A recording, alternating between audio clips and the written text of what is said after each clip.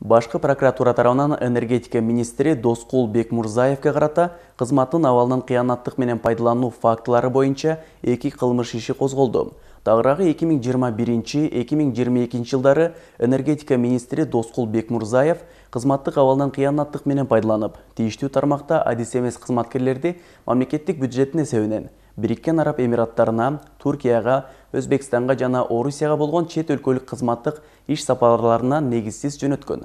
Натыйжада мамлекетке улуттуу материалдык зыян келтирилгендиги аныкталды.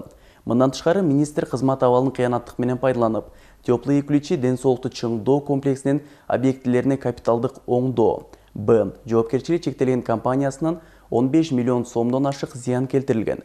Натыйжада энергетика министри Бекмурзаевдин кылмыштуу аракеттеринен улам мамлекеттин жана жеке жактардын кызыкчылыктарын одоно түрдө бузулуп, аларга ири өлчөмдө зыян келтирилген, деп айтылат Башкы прокуратуранын маалыматында.